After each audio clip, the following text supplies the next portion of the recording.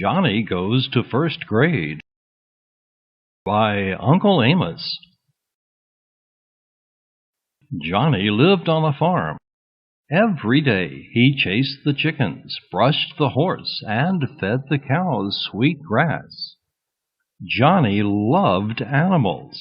He spoke to them as though they were his friends.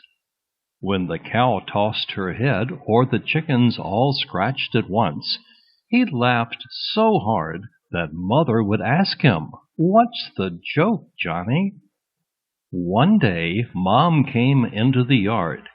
"John," she called, "put down that chicken feed. We've got to get ready for your birthday." "My birthday?" Johnny asked. "Of course," Mom said. "Today you're 6 years old." Johnny had never been 6 before. "Wow!" he shouted. This was a special event. "You know what that means?" Mom asked as she bundled Johnny into his best clothes. "What?" Johnny asked, his voice muffled by a shirt. "This fall, instead of helping your dad with the corn, you are going to school." "School?" "You'll be in first grade." "Woo-hoo!" Johnny jumped for joy, forgetting that his shoes were still untied. Crash! "Whoops," said Mom. "Looks like you've got a lot to learn." On the way to Grandma's house, Johnny had a lot of questions. "Why do they call it first grade?" "Because it's the first of many, Johnny." "How many?" 12. "What happens then?" "You graduate." "And then?" "Johnny," Mom laughed, "you're so full of questions. You sound like a student already." "I'm going to first grade," Johnny sang out joyfully. When they finally got to Grandma's house, there was a big banner hanging on the front porch. "Happy birthday, first grader." Grandma and Grandpa were even more excited about first grade than Johnny was. They had cooked a great big birthday dinner. Everyone Johnny knew came. Alice Hodgson brought a notebook. "It's from when I was in first grade last year," she told Johnny. Billy Fryhopper was in high school, so he didn't really use his crayons much anymore.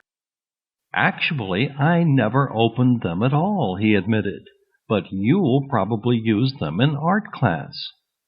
Little Tina and her mom Amanda brought a big gift, a brand new game of Trouble. Johnny loved playing Trouble when Amanda babysat him. "Thanks, Amanda." "Make some friends with that," Amanda winked. Grandma and Grandpa had gifts for Johnny, too. "I thought blue was your favorite color, but your grandpa thought it was green," Grandma said, "so we compromised." "I love it," Johnny told them, not mentioning that his favorite color was actually orange. "Look inside," Grandpa said, and Johnny opened the bag to see that it was filled with pencils, a ruler, and a big eraser, and a big pair of safety scissors. "This is the best birthday ever." When all of the gifts were given, Mom brought out a giant chocolate cake. She'd decorated it to look like a boy carrying a backpack. There were 6 glowing candles on top. Everyone sang happy birthday to Johnny, who just beamed. "Make a wish," little Tina screamed. Johnny shut his eyes and wished for the best school year anybody had ever had. Then he blew out all of the candles. Everyone cheered. That night, Johnny felt like the luckiest boy in the world. He couldn't wait for school to start. When Mom and Dad looked in on him, he was fast asleep, his arms wrapped tightly around his new backpack.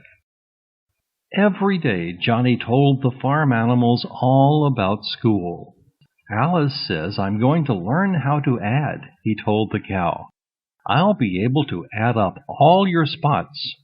To the chickens, Johnny said, "When I learn to write at school, I'll come home and teach you."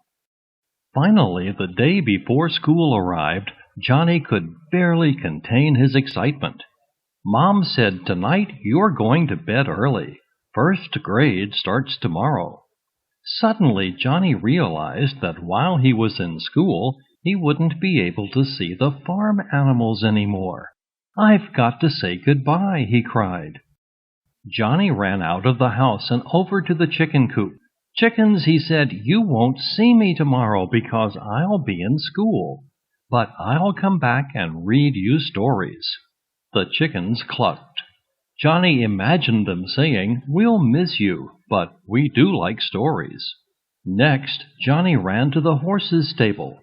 "Silver," he said to the horse, "tomorrow I can't give you a sugar cube like I always do, but Dad will come by to give you hay, and I'll make sure he knows." Johnny imagined the horse saying, "I'll miss you, but you go to school and learn to count right. Myself, I could never make it past 10. Finally, Johnny ran to the barn to say goodbye to the cows. "I've had so much fun with you," he told the cows. "I wish I could stay forever, but I have to go to school." The cows mooed softly. Johnny imagined them saying, "We'll still be here when you come home." That night, Johnny fell asleep thinking about his animal friends and everything they had taught him.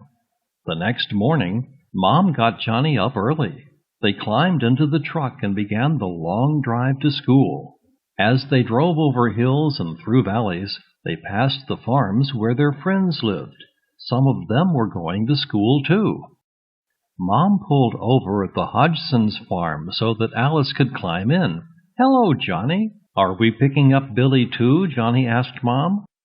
"No," Mom said. "Billy took a special class over the summer. He's allowed to drive himself to school now." The sun rose slowly over the fields. Johnny watched the light on the cornfields. The world seemed fresh and new. Finally, the truck rounded the last corner. "Here we are," Mom said. The school was full of children. Johnny had never seen so many people his own age before. He was so excited that he nearly forgot his new backpack in the truck. Mom gave him a kiss.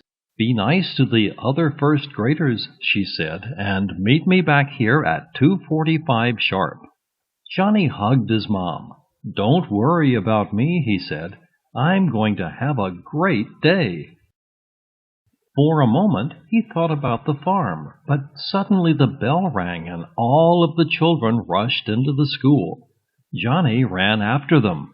He found his classroom and arranged all of his new school supplies on his desk. "Wow," said a boy sitting next to him. "You have awesome stuff.